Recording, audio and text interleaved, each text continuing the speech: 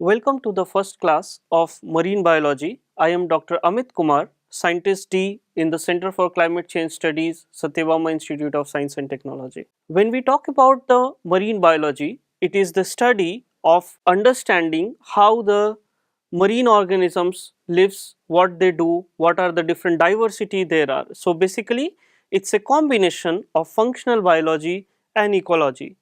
Through the functional biology, it means how an organism carry out basic functions. Example, reproduction, locomotion, feeding, cellular and the biochemical processes. So basically what kind of questions we do ask in the functional biology is population dynamics. What are the population dynamics of the marine organisms?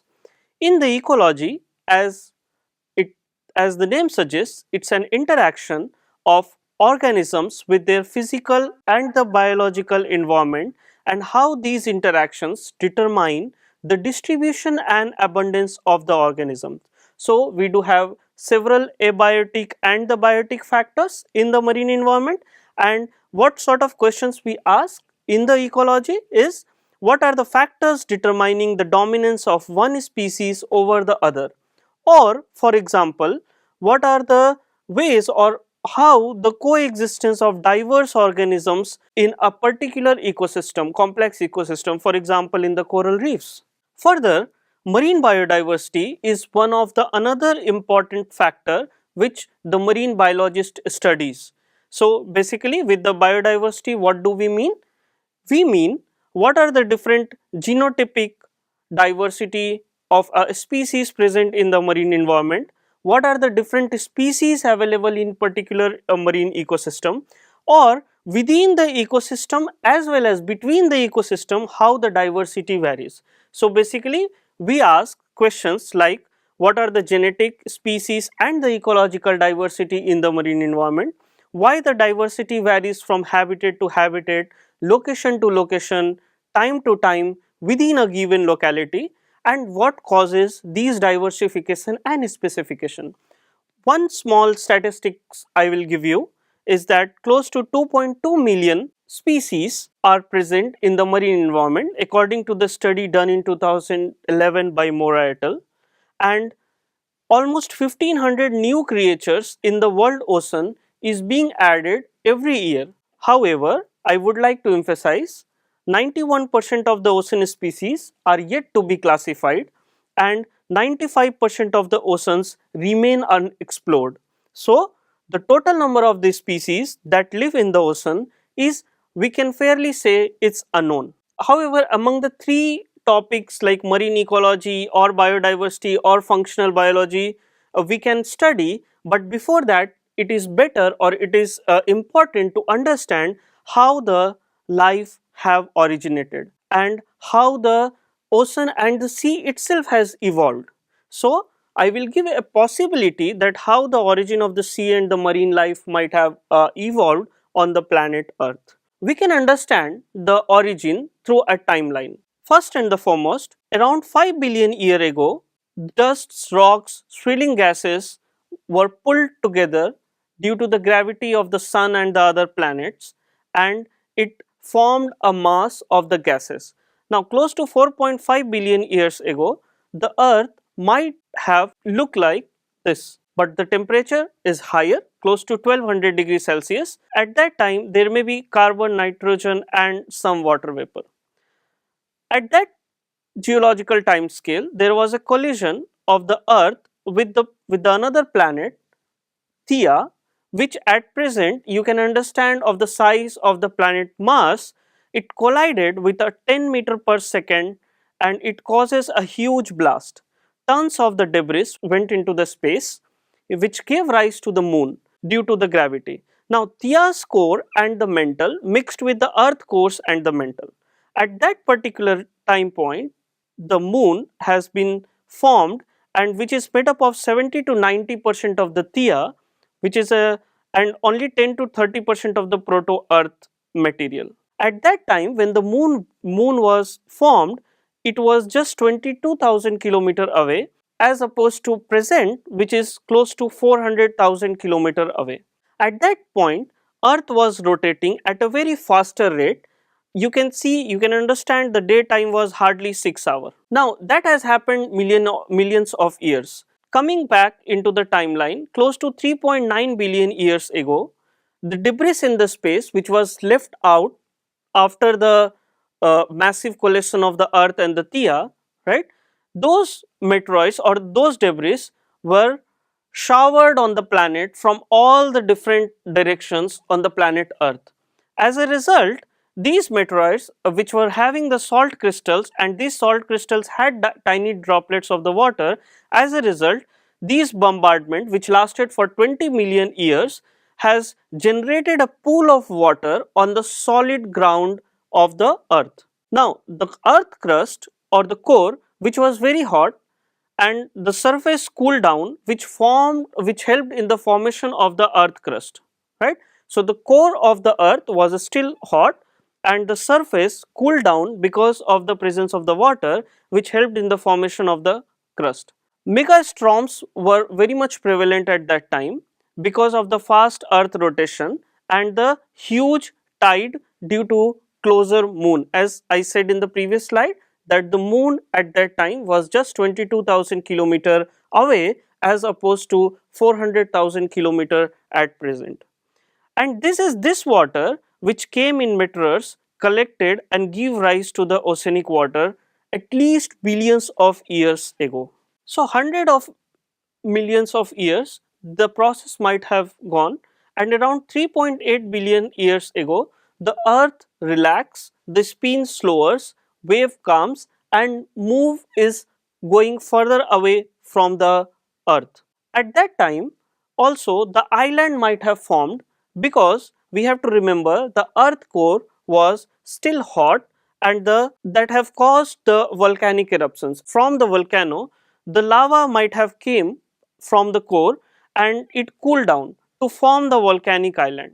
Now, how the volcanic island looks like is here. I have given an example of an island of Ischia, which is in the central part of the Italy. You can see that you can see one of the volcanic island at present. Even at that time, there were continuous shower of the meteor violently on the earth, and we have to remember the first time or initially when the meteor shower was happening, at that time we did not had the water. After millions of years, these meteors which were continuously violently showered on the planet earth dissolved in the water and they released their minerals to the bottom of the ocean, and at that time might be the carbon and the primitive proteins or amino acids have been formed on the planet earth. In the bottom of the sea, this water might have entered into the cracks of the crust, mixed with the mineral and the gases, and while bringing up into the water, it would have created a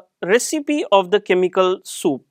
If we look, this is the origin of the life. Most probably one theory says, however, I will come to the theories little later, but one theory says that some of the organic molecules might have came from the meteors, or otherwise you can see that the combination has happened where the inorganic molecules and the organic molecules combine to form the primitive or origin of the life. Further, 3.5 billion years ago, the microbial reef would have been created by the cyanobacteria, and this is we know because of the presence of the living stromatolites, which I will be showing you into the next slide, at least several places at present on the planet earth. So what these stromatolites are? They are growing from the seabed, colony of the multiple bacteria performing the photosynthesis. So let us go and look how the stromatolite looks like. At least at two present living stromatolites are present, one in the Bahamas and the other one in the Shark Bay in the Western Australia.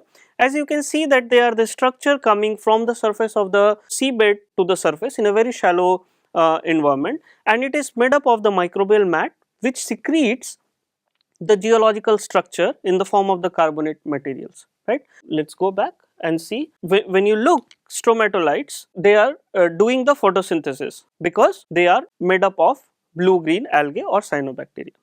Now, due to the photosynthesis, oxygen is released into the seawater. These oxygen reacts with the iron present in the seawater, forming the rust and deposits in the iron rich rock, right. These oxygen are not only limited to the seawater but also goes into the atmosphere over 2 billion years. For the 2 billion years, the oxygen went into the atmosphere. Coming down in the timeline, around 1.5 billion year ago, Earth rotation reached close to 16 hours, so longer daytime. It is already a home to primitive life, as I said, the presence of the blue-green algae and stromatolites, right? At that time, in that particular time scale, the earth crust breaks into the plates due to the hot core. Remember, I said that the earth core is still hot, and that has caused the break of the earth crust into the plates. These plates breaks and push together to form a supercontinent called as Rodinia. And of course, the oxygen keeps evolving in the shallow water because of the presence of the stromatolites. So around 750 million years ago, deep earth crust heat forced the supercontinent. You remember we talked about the Rodinia supercontinent in the previous slide. So that supercontinent teared apart into separate landmass, as you can see here, and as a result of which the space which was created because of the separation in the landmass was filled with the water, and thereby causing the formation of the sea.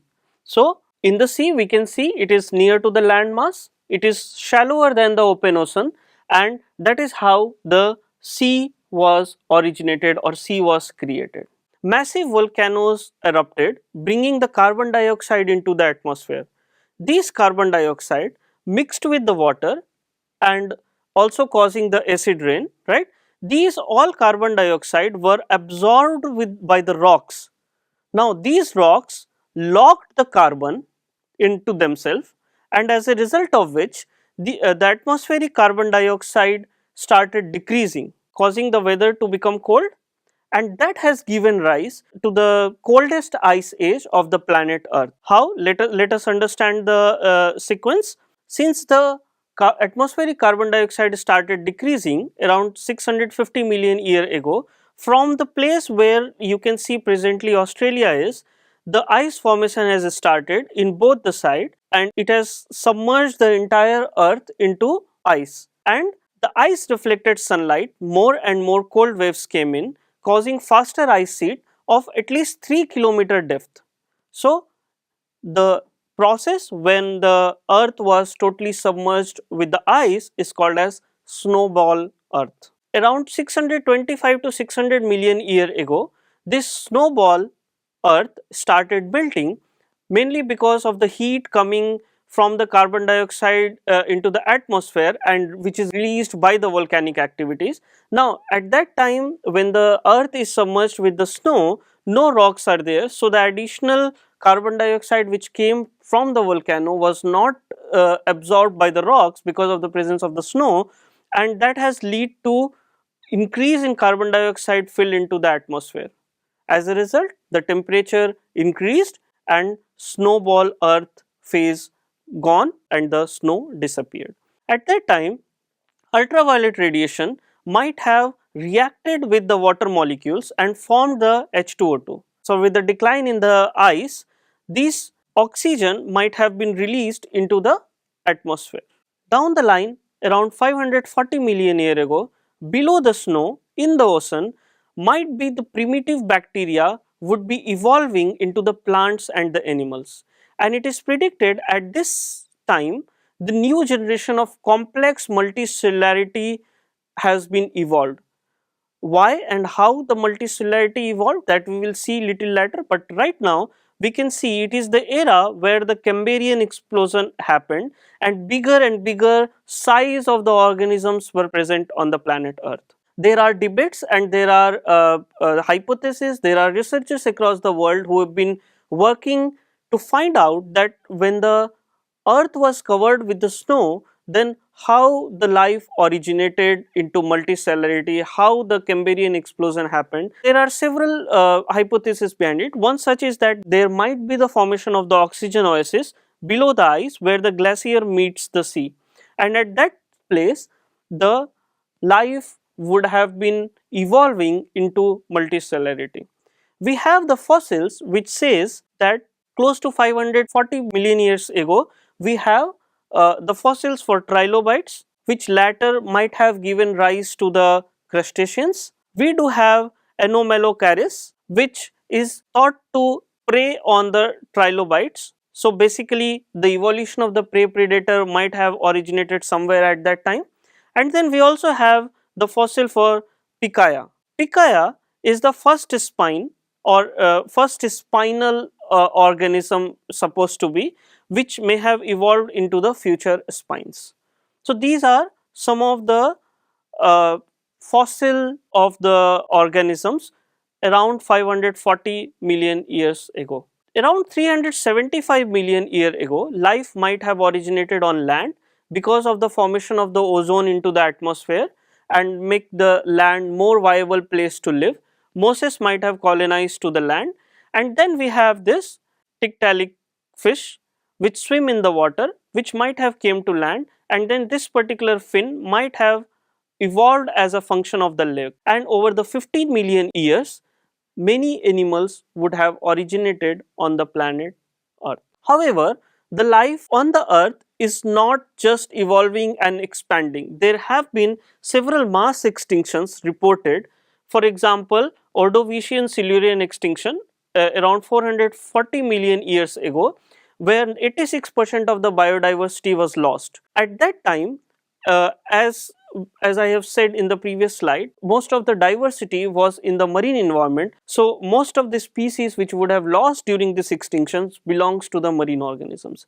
Similarly, late Denovian extinction close to 365 million years ago, again majority of the life forms might be evolved into the sea. So 75% loss, a major chunk of this 75% would have happened into the marine environment. And then we have this Permian Triassic extinction where 96% loss has happened, the very famous Triassic Jurassic extinction where 80% of the loss has happened.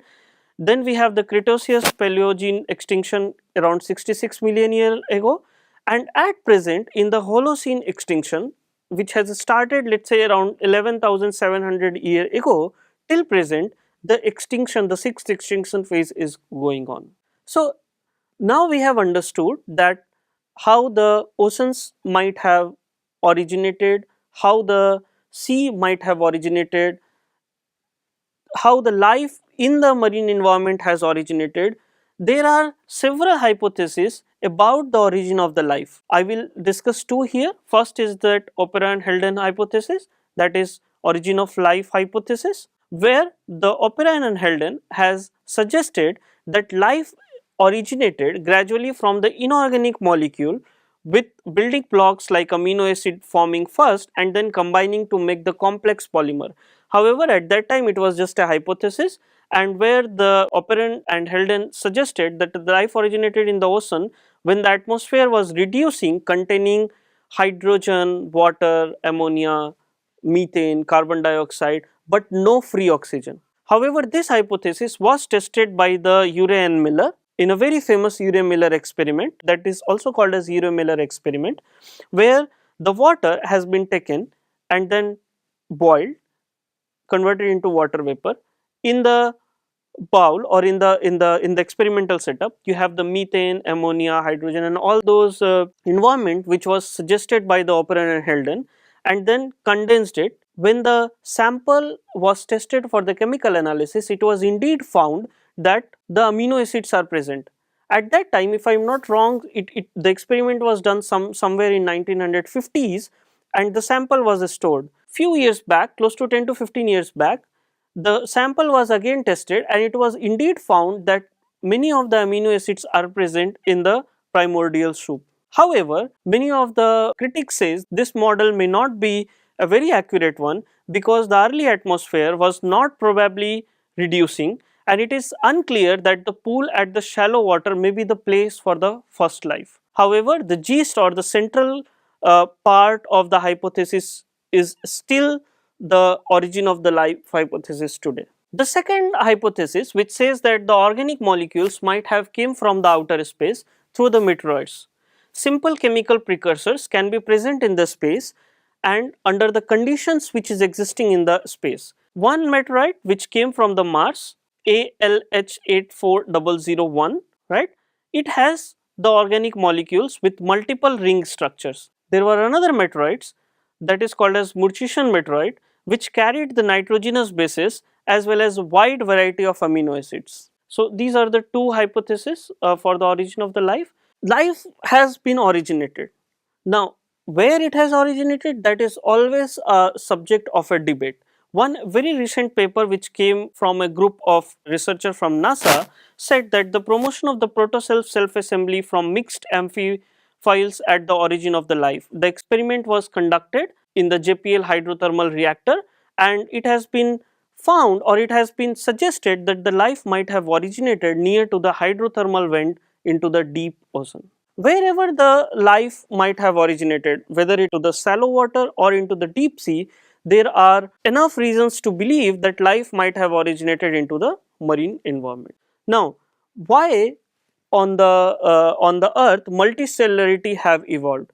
If the unicellular organisms were very much successful for billions of years and performing the photosynthesis, performing, I mean, living happily, then what would have led to the evolution of multicellularity? In the timeline we have seen, for a major portion in the geological time scale, we have the unicellular organisms. But why multicellularity evolved? Many researchers are continuously studying this concept and trying to find out the reason, but the most probably reason is cooperation. So animals have evolved a considerable diversity of cell types in the multicellular body, and when you combine or when you put the cells together in a cooperation way, then maybe that is the reason why the multicellularity might have evolved. And the idea is that one cell does one function, the second cell does the second function, may use the outcome from the first cell as a substrate or as a initial input, and then the second makes third. Like that, there is a cooperation that might have lead to the multicellularity in the species. And if that functions disrupt, it can lead to the diseases such as cancer. When we talk about the multicellularity, multicellularity has evolved at least 25 times across the life forms, and it has at least evolved in 6 different groups: in animals, in fungi, in brown algae, in red algae, green algae, and the land plants. A very recent, not very recent paper, but a very famous paper came in 2010 on the brown algae Ectocarpus, which is a filamentous brown algae. When the genome was studied, it was found that the evolution of multicellularity in the brown algae is independent, and it is not similar to what to the red algae or to the land plant in the green algae. So the independent evolution might have evolved in brown algae. So similar to that, we have a multicellularity evolution in animals, fungi, brown algae, red algae, green algae, and the land plants. Several different hypotheses of multicellularity. For example, the predation hypothesis. One such example, one such lab-based experiment which was done on Chlamydomonas, and when the Chlamydomonas was grown for 750 generations, about a year in the presence of predator, at that time the Chlamydomonas came together and then it formed a larger this kind of structure, which indicates that the predation can lead to a selection or can act as a selection pressure to form the multicellular organism. Then there are another several different hypotheses are there, like cellularization theory, where the cells may have two different cells, one for the reproductive cell, one for the somatic cell. Then there are theories like colonial theory, where for example in the protists such as Volvox, where the unicellular flagellated protists can combine together and make an aggregate like this. So this could be a colonial theory. Then oxygen availability hypothesis. So for 2 billion years, from 3.5 to 1.5, the oxygen were keep on generating into the atmosphere, and that might have led enough oxygen through which the multicellular life could be supported. Then there is a snowball earth hypothesis. So there are several different hypotheses which has been given for the generation of the multicellularity. Symbiosis theory, there are studies which are going on which says that the symbiosis happens between the two cells, which leads to the evolution of the multicellularity. There are several different examples given here. If you are more interested in understanding different hypotheses, I would suggest a paper which is done by the Christina, researcher in the University of Washington, on the evolution on the bright side of the life, microorganism and the evolution of the mutualism.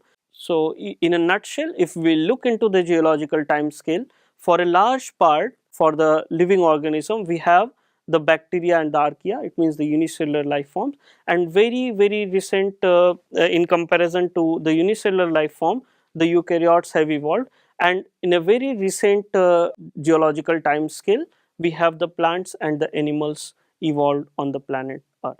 So, if you are interested in understanding better the timetable of the evolution, there is a very nice review article in the Science Advances which is titled as the timetable of evolution. I would suggest you to read that. So, we have seen how the life might have originated into the marine environment, and it has diversified over the years, and you can see plenty of microscopic organism, plenty of the marine organisms across the different zonation in the marine environment, and those things are being studied the marine biology. These organisms are being studied for their functional biology, ecology and the biodiversity. So that's it. Thank you for the session.